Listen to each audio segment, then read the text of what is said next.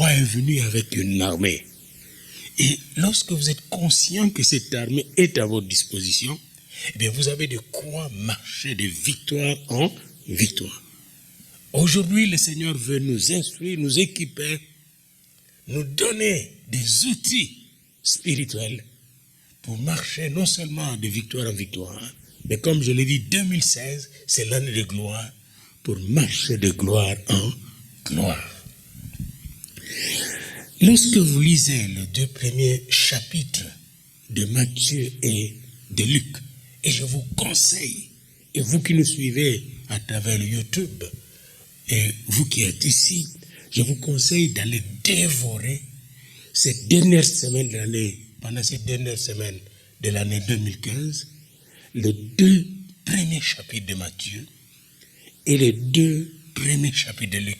Lisez et rélisez-les, méditez-les, parce qu'il y a de l'or là-dedans, il y a de la puissance là-dedans. Vraiment, il y a des outils qui vont vous aider, nous aider à marcher de gloire en gloire. Dans les 2 chapitres de Matthieu et de Luc, on nous présente des extraits des films du ciel. Il y a des extraits de films du ciel, et ces films nous montrent les opérations des armées de Dieu, des armées célestes commandées par Jésus-Christ. Et nous voyons ces extraits de ces films avant la naissance de Jésus. Et moi, je suis allé le récupérer, même dans l'Ancien Testament, comment ces extraits des films sont là depuis le livre de la Genèse. Vous voyez le chérubin qui se tient devant l'entrée du jardin d'Éden, qui font partie de cette armée céleste. Et quand vous allez dans le livre de Daniel, et je vous encourage d'aller dans ce livre au chapitre 7, 8, 9 et 10, vous retrouvez cette armée en train de préparer les enfants d'Israël alors qu'ils étaient en exil, principalement Juda, qui était en exil à Babylone et chez les Perses, alors que les Perses les tenaillaient, ils savaient qu'ils n'allaient pas sortir. Dieu avait dit 70 ans seulement d'exil. Après 70 ans, ils doivent rentrer chez eux pour aller préparer la venue du Seigneur. Et non seulement la venue, mais dans Daniel 8, 9, on nous montre même la seconde venue du roi des rois quand il viendra régner. Et c'est en train de se préparer aujourd'hui. Et vous allez voir dans cette armée-là, je vous signale déjà 2 personnages, Gabriel et Michael. Il est ici et il est là. Il est toujours en action. Partout où on parle de Jésus, il y a Gabriel qui est là avec la bonne nouvelle de Jésus-Christ et Michael avec l'armée de Dieu pour terrasser les forteresses de l'ennemi. Alors notez ce nom-là, Gabriel et Michael. Ce sont 2 archanges du Seigneur dont le nom était dévoilé dans la parole de Dieu. Alors dans les 2 premiers chapitres de Matthieu et de Luc, nous voyons Gabriel qui est en action. Dans Luc, quand vous allez dans l'évangile de Luc, cet évangile commence par l'action de Gabriel, qui vient rencontrer un lévite, un sacrificateur avancé en âge, qui était appelé à diriger la prière dans le lieu saint, Zacharie, et qui était marié à une femme lévite. Et je fais une parenthèse, cette femme était parente à Marie. Alors, un des parents de Marie était lévite. Est-ce que vous voyez où je viens là? Un des parents de Marie, la mère de Jésus, était lévite. Autrement dit, dans Jésus, il y avait le lévite et en même temps il y avait Judas. Vous comprenez maintenant pourquoi il est à la fois lion de la tribu de Judas, roi, et souverain sacrificateur.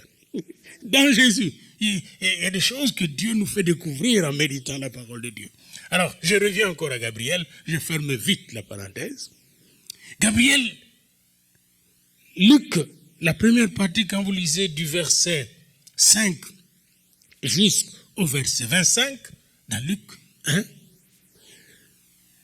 Luc nous montre Gabriel qui visite les sacrificateurs qui est en train de brûler le parfum. C'est une cérémonie importante.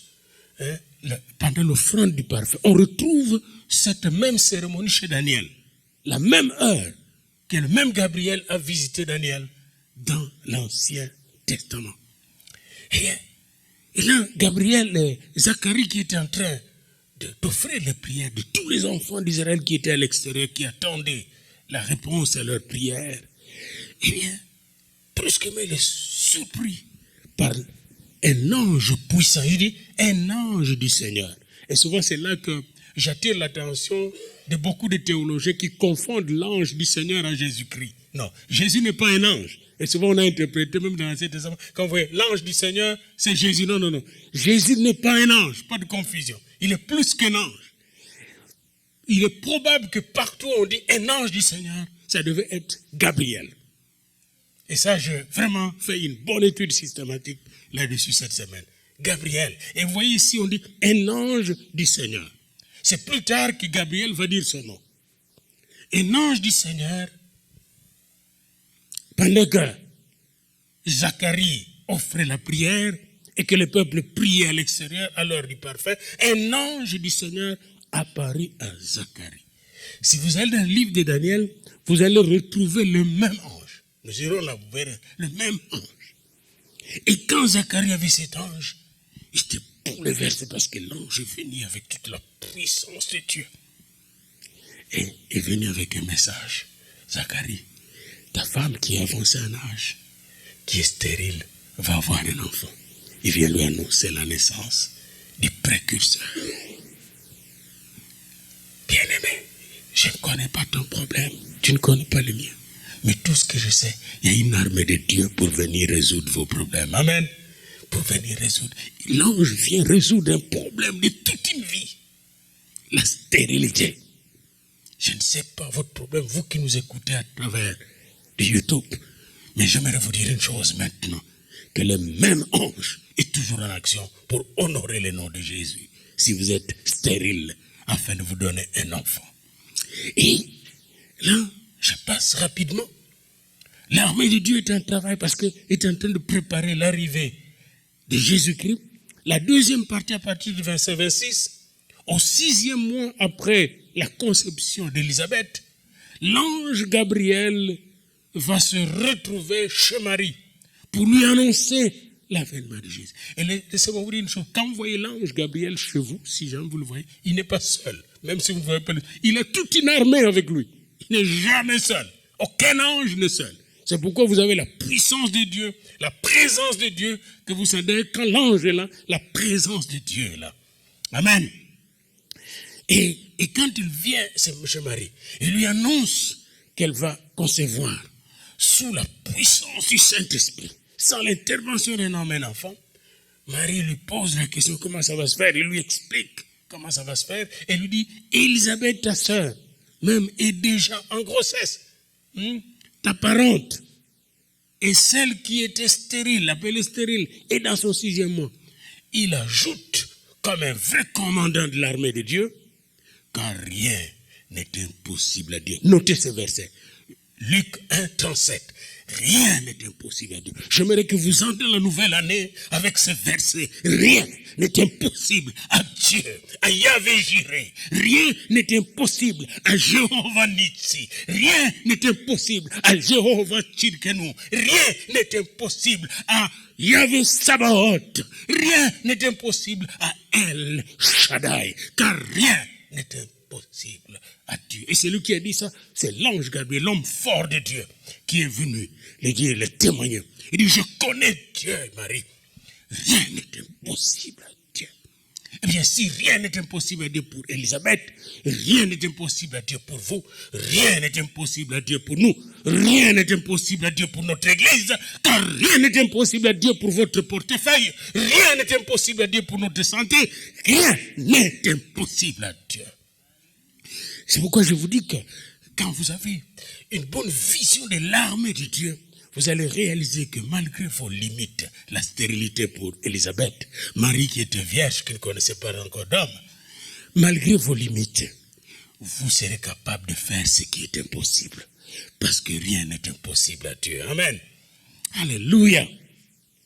Et ça, c'est dans Luc, vous voyez ça. Dans Matthieu, ce qui est très, très intéressant, au chapitre 1er, juste après la généalogie que Matthieu donne, et dans cette généalogie, je vous dis entre parenthèses, on commence par dire que Jésus-Christ est fils d'Abraham. Quand je dis fils d'Abraham, c'est-à-dire l'héritier. Amen. Dont nous sommes le co-héritier. Fils de David, ça veut dire roi qui viendra régner pendant les milléniums à Sion. Jésus, fils d'Abraham, fils de David, devait naître. Et là encore, nous voyons, on parle de Marie qui était visitée par l'ange pour concevoir par le Saint-Esprit. Et là, il parle en résumé sans citer l'ange. Heureusement que Luc complète les textes. Puis vient le cas de Joseph. Un problème, comme j'aime toujours le dire, un problème dans le couple. Il veut divorcer et se séparer avec sa fiancée. Parce que là, les fiançailles, quand on était fiancé chez les Juifs, on ne se séparait pas. Et lorsqu'on devait se séparer, c'était comme un divorce. Et là, quand on voulait se séparer, il est dit, un ange du Seigneur. Quand vous entendez un ange du Seigneur, mettez seulement Gabriel. Un ange du Seigneur, le même qui a visité notre maman Marie. Un ange du Seigneur lui apparut en songe. Et ici, notez le mot songe, parce qu'il va revenir à peu près 5 fois du chapitre 1 au chapitre 2 de Matthieu. Dieu peut vous parler par des songes. Je ne parle pas de rêves, qui sont des productions oniriques de notre cerveau, de nos nerfs, notre système neurovégétatif. Je parle des songes qui sont des communications directes de Dieu en nous. Alléluia.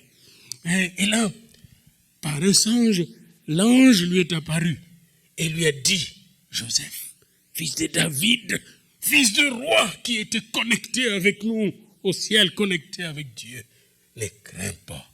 Je ne sais pas quelles sont vos craintes, mais j'aimerais vous dire aujourd'hui, de la part de Dieu, le Dieu de Gabriel, ne crains pas. Amen. Ne crains pas. Dites à votre ami à côté, ne crains pas. Il dit, car l'enfant que votre femme porte ne vient pas d'elle-même ou d'un homme, mais vient du Saint-Esprit. J'aimerais vous dire une chose. Pour vous, j'aimerais transposer ça sur vous et sur nous. Cette église ne vient pas de nous, elle vient du Saint-Esprit. Pas de crainte. Alléluia.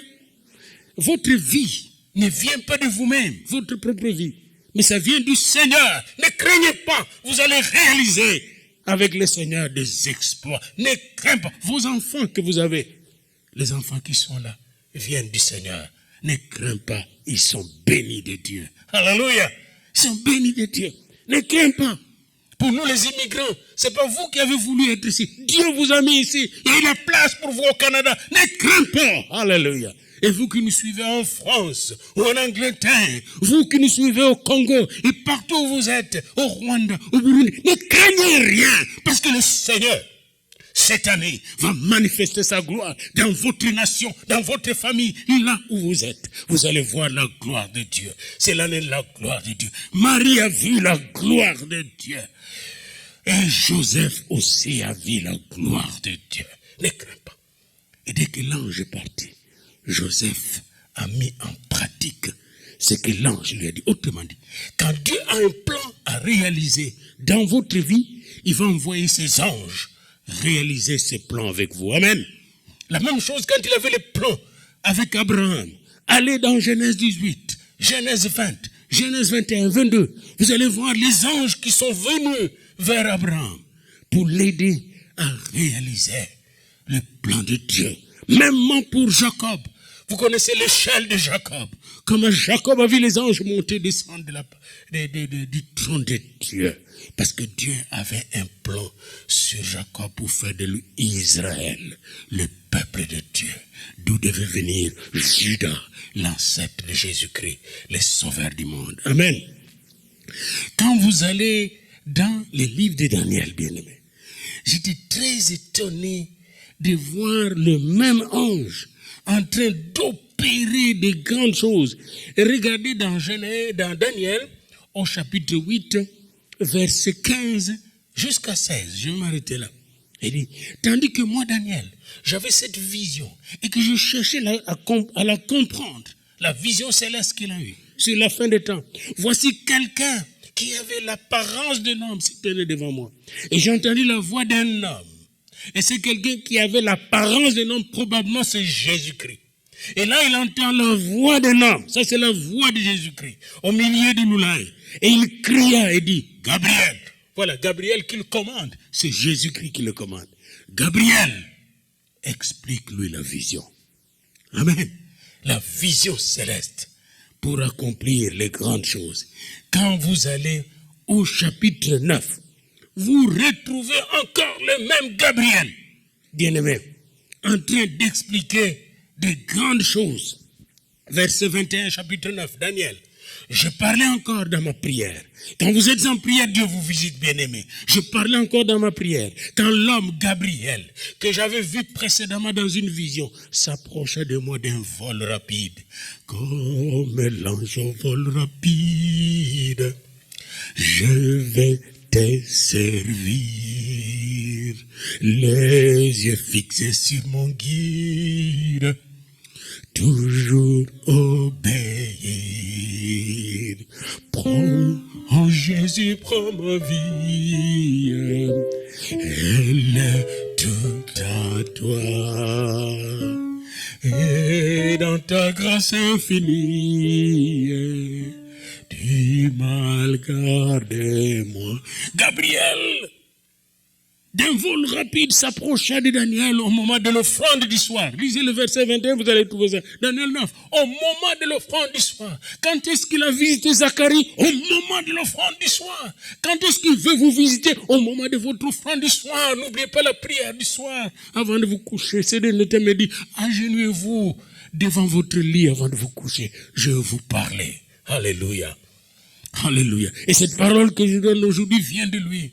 Mes amis, le Seigneur voulait nous montrer comment nous ne sommes pas seuls. Il est avec nous, avec ses anges. Il m'instruisit et s'entretint avec moi. Il me dit, Daniel, je suis venu maintenant pour ouvrir ton intelligence. J'aimerais vous dire aujourd'hui, Dieu veut ouvrir l'intelligence de chaque enfant de Dieu. En 2016, pour qu'il voit d'où nous allons. Le monde est en train d'aller vers la fin, bien-aimés. On est vers le dernier chapitre du monde. Le monde est agité et les enfants de Dieu doivent être en alerte et connectés au trône de Dieu. Nous voyons donc cet ange Gabriel, pour revenir à notre enseignement, dans ce projet que le Seigneur devait réaliser. Dans 70 ans, les enfants d'Israël devaient rentrer en Israël et se préparer jusqu'à l'avènement de celui qui est prophétisé dans Genèse 49, 10. Genèse 49, 10, dans la bénédiction de Jacob pour Judas, il est dit, les sceptres ne s'éloignera point de Judas, ni le bâton souverain d'entre ses pieds, jusqu'à ce que vienne le Shiloh. Le Shiloh, c'est un cryptogramme pour le Messie bien-aimé, appelé aussi lion de la tribu de Juda dans Apocalypse 5, 5. Et que le peuple lui obéisse. Bien-aimé, les sceptres d'autorité juridique ne s'étaient jamais éloignés de Juda jusqu'à ce que le Messie est venu. Juste avant la venue du Messie, un roi Hérode qui n'était pas juif, qui était Idméen, a usurpé le pouvoir des Juifs. Et avant la naissance des Juifs, les Romains avaient retiré le pouvoir juridique qu'avait le Sanhédrin, le pouvoir de condamner à mort. Donc quand Jésus est venu, le sceptre de la justice s'est éloigné d'Israël, éloigné de Juda, éloigné même des Lévites, parce que le maître était venu et commençait à prendre son sceptre. Amen. Et les gens ne le savaient pas, mais un jour, nous verrons Jésus, juge suprême, souverain sacrificateur, le lion de la tribu de Juda, roi des rois, seigneur des seigneurs, prendre tout son pouvoir à Sion. Amen. Donc, en revenant ici, bien-aimés, toutes ces prophéties qui ont été faites, comme il est dit dans Jérémie, au chapitre 1, verset 12, Dieu veille sur sa parole pour l'accomplir. Mais comment Dieu veille sur sa parole pour l'accomplir? Prenons qu'aujourd'hui Dieu dit, il va faire telle chose dans votre vie. Comment il veille? Il met ses anges autour de vous pour vous aider à accomplir ce travail. C'est pourquoi vous travaillez par l'esprit, parce que les anges sont des esprits de Dieu, bien-aimés. Vous voyez, hein? Alors, la même chose pour la parole qui disait, la femme sera enceinte, dans Ésaïe 7. Cette parole devait prendre place dans le corps de Marie. Dieu a choisi Marie, mais il fallait que l'ange Gabriel vienne confirmer cette parole. Et je suis sûr que quand il est venu, le Saint-Esprit est venu couvrir Marie pour que Marie reçoive cette grossesse. Parce que quelques jours après, quand Marie va se rendre chez sa sœur, elle ne sera plus la même. Elle va être prophétesse du Seigneur, remplie du Saint-Esprit et portant l'enfant béni éternellement. Bien-aimé, l'accomplissement historique des prophéties messianiques, c'est-à-dire des prophéties sur la venue de Jésus, que ce soit sa seconde venue, sa première venue, avait commencé par la visite de l'ange Gabriel au sacrificateur Zacharie. Eh bien, j'ai vu beaucoup de ministères. Souvent, il y avait la visite de Jésus ou de l'ange chez la personne, et la personne était toute transformée. Dieu n'a pas changé sa façon d'agir.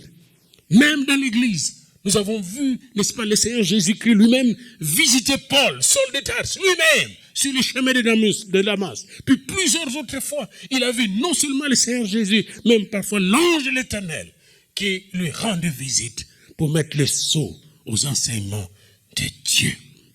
L'ange Gabriel, quand il a visité Zacharie, Zacharie n'était plus le même. Vous savez qu'il est devenu muet pour traiter son doute.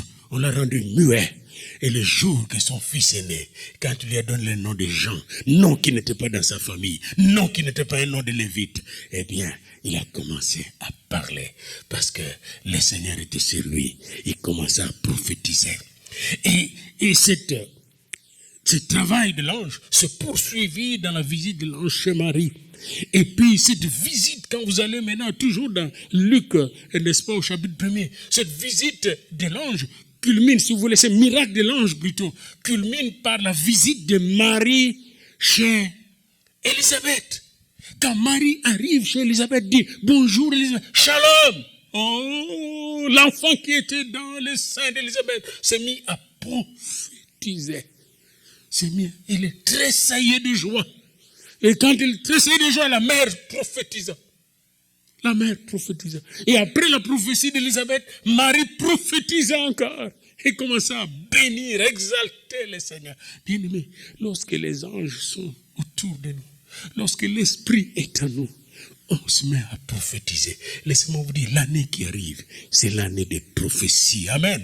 L'année de prophétie. Nous devons marcher par prophétie et non par la langue humaine. Nous devons marcher par la prophétie parce que la prophétie c'est Jésus-Christ lui-même. Parce que la prophétie c'est la lampe dans notre vie. Sans vision prophétique, le peuple périt. Même dans votre vie, il y a une prophétie pour vous. Amen. Dans votre famille, il y a une prophétie pour vous. Dans votre existence, il y a une prophétie pour vous. Parce que tout ce que tu es, Dieu connaît. Et Dieu l'a fait pour vous, pour que vous puissiez le connaître, bien-aimé. Ce que tu étais dans le passé, ce que tu es aujourd'hui, et ce que tu seras demain, est connu totalement par l'Esprit de Dieu.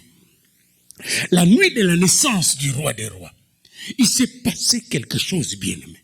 Les bergers, comme nous le voyons dans Luc 2, qui étaient en train de prendre soin de leur troupeau, qui veillaient cette nuit-là, ont vu un ange puissant. Et probablement que c'était Gabriel ou Michael. En tout cas, un ange puissant. Michael, comme il est souvent en train de diriger l'armée, et seconde, Gabriel travaillent ensemble.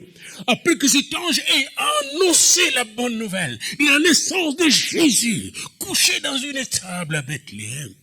La Bible dit une armée d'anges se présenta dans les cieux, illuminé, et commença à chanter gloire, gloire, gloire, gloire à Dieu au plus haut des cieux, paix sur la terre aux hommes qui l'aiment.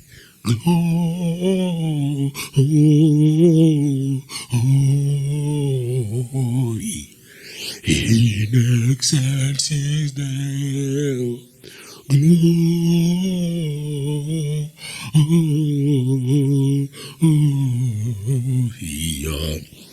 il existe.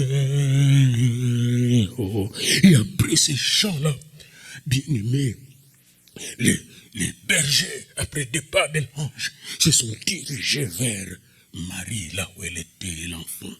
Et quand ils virent l'enfant, ils disent, c'est vrai.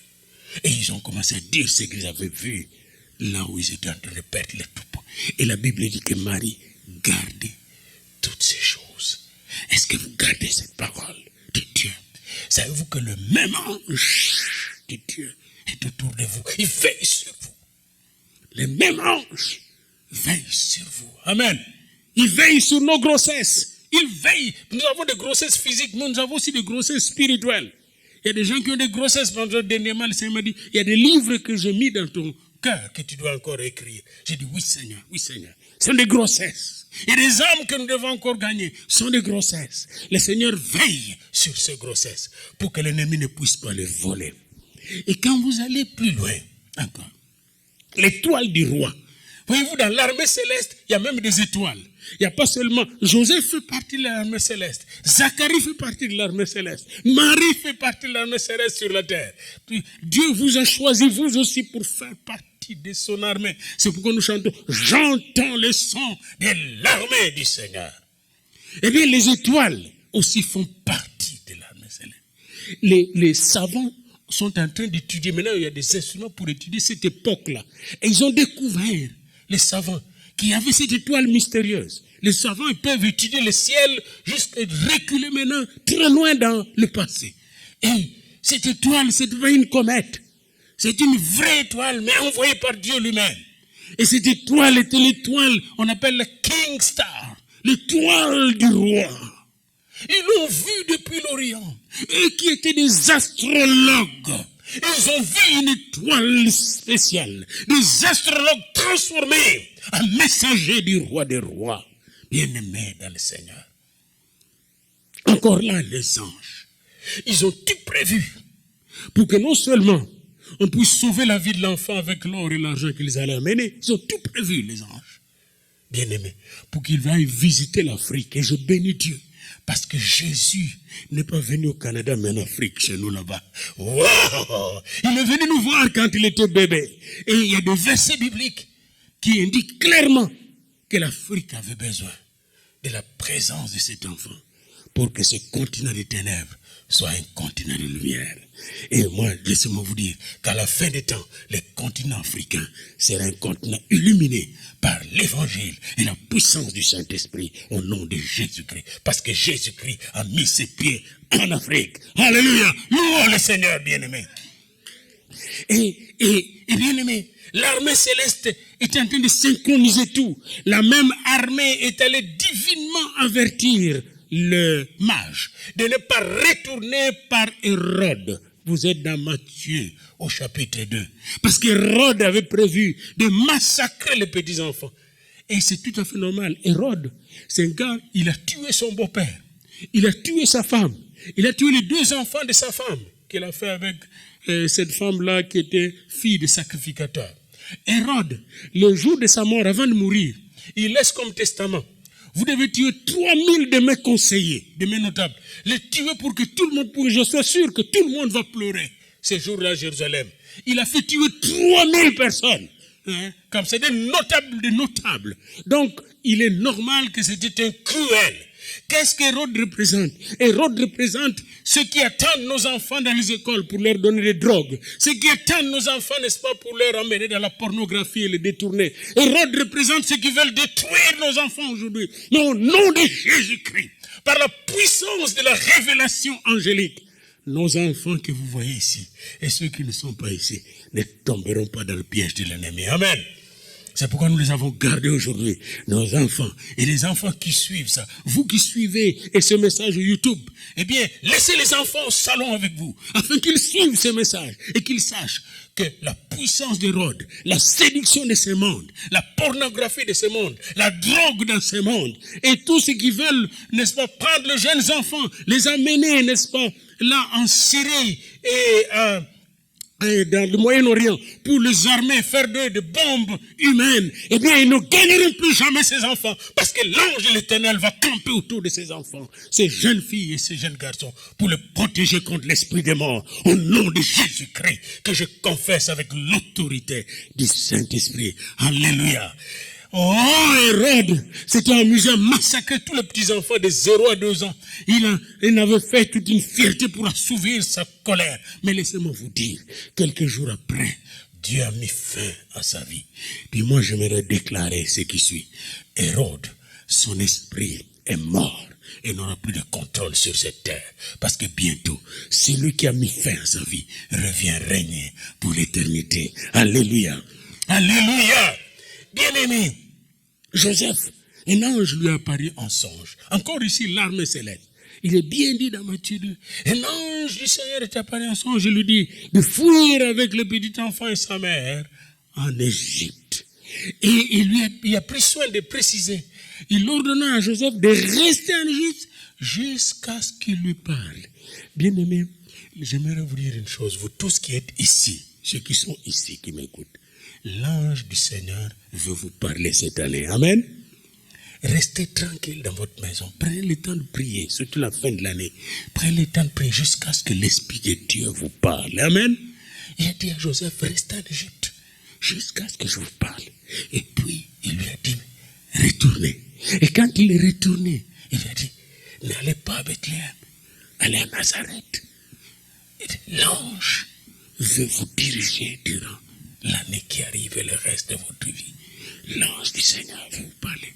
Parce que la Bible nous dit dans Romains 8, verset 14, quiconque est conduit par l'Esprit de Dieu est fils de Dieu. Autrement dit, j'aimerais me résumer. Quand Jésus est venu, avant qu'il ne vienne, les anges sont venus annoncer, donc Gabriel, annoncer sa venue et préparer sa venue. Pendant qu'il était dans le monde, quand il naissait, les anges étaient là, en train de travailler avec les humains qui étaient choisis par Dieu. Après sa naissance, les anges ont connu à travailler avec Jésus. Quand il était mort, bien-aimé, avant de mourir, un ange est venu le fortifier à Gethsemane. Et quand il était mort, les anges gardaient son tombeau, mais ils ne le voyaient pas. Le jour de sa résurrection, les femmes ont vu des anges autour du tombeau qui ont annoncé la bonne nouvelle de sa résurrection. Lorsqu'il est monté au ciel, des anges sont venus annoncer que c'est Jésus que vous avez vu aller va revenir. Et si vous lisez les livres des Actes, la première église travaille avec les anges. Nous aussi, descendons de l'église apostolique, nous travaillons avec les anges. Amen. Qui nous couvre. C'est notre force céleste qui nous couvre et nous amène non seulement de victoire en victoire, mais aussi de gloire en gloire par Jésus-Christ, le roi des anges, roi des rois, le Seigneur des seigneurs et la tête de l'église. Et le peuple de Dieu dit Amen. Alléluia. Levez-vous maintenant. Nous allons chanter ensemble. Mes chanteurs. Où sont mes chanteurs? Venez ici. Je vais vous surprendre. Mes chanteurs, avec les papas Bouquet, les papas Meous, venez ici avant de... On va chanter juste un verset d'Adeste fidèle, parce que c'est très important. Adeste fidèle, tan, tan, tan, tan, tan.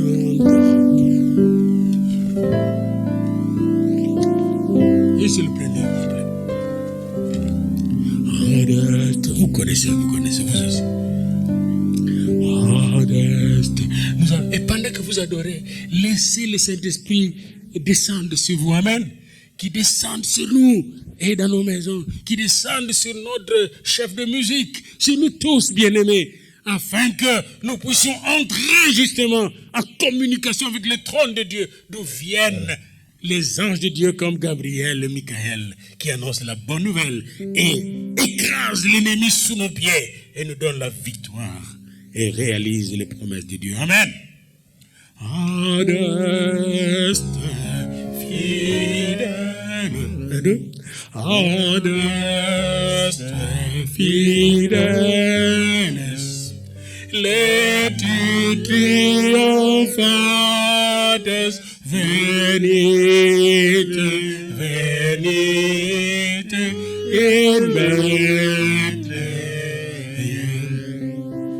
Notum mirete, regem angelorum, venite adoremus, venite adoremus, venite adoremus